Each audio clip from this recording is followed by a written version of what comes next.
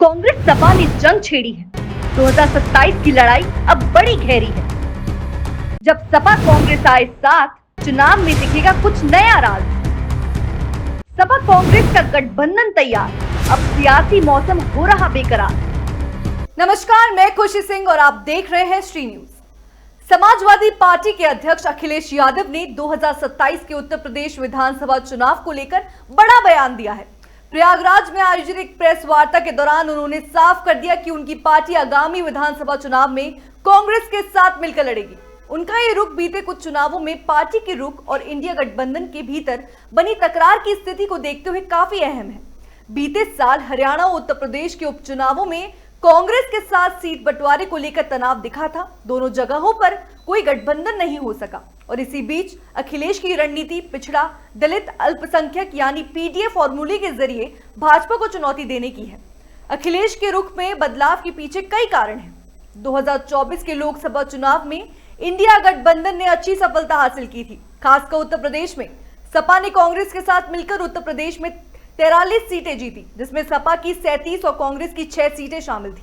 ये प्रदर्शन भाजपा की 33 सीटों की तुलना में काफी बेहतर था और इस प्रदर्शन ने सपा कांग्रेस को गठबंधन की ताकत पर एहसास कराया। और इसी बीच उन्होंने बीजेपी पर भी तीखा हमला बोलते हुए आरोप लगाया कि भाजपा का मुख्य एजेंडा जनता को बांटना और जमीन पर कब्जा करना है। वक्फ संशोधन कानून पर बोलते हुए उन्होंने कहा कि ये कानून भाजपा की जमीन हड़पने की साजिश का हिस्सा है और उन्होंने बीजेपी को भूमाफिया पार्टी करार दिया है। अखिलेश यादव ने भाजपा सरकार की नीतियों को जन विरोधी बताते हुए नोटबंदी और जीएसटी को व्यापारियों और आम जनता के लिए नुकसानदायक बताया। उन्होंने कहा कि इन फैसलों ने लोगों की कमर तोड़ दी है। इसी के साथ ही उन्होंने भाजपा पर आरक्षण के अधिकार को कमजोर करने का भी आरोप लगाया है।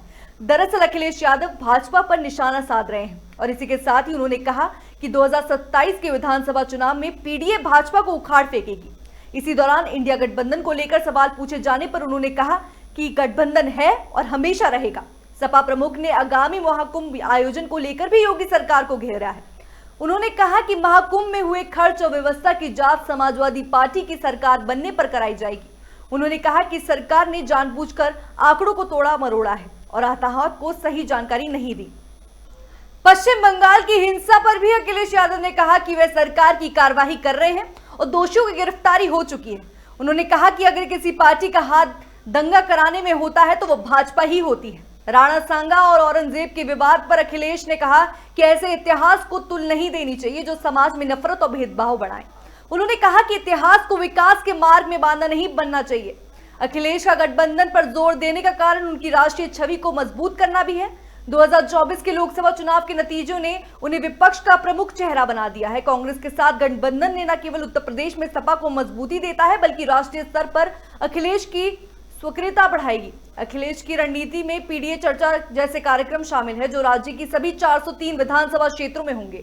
इनका मकसद संविधान, सामाजिक न्याय, बेरोजगारी और जातिगत जनगणना जैसे मुद्दों को उठाकर पीडीए समुदाय को एकजुट करना है। कांग्रेस पार्टी भी करीब करीब यही सब मुद्दे उठा रही है। ऐसे में एक साथ आने से उनकी आवाज राष्ट्रीय स्तर पर भी मजबूत होगी।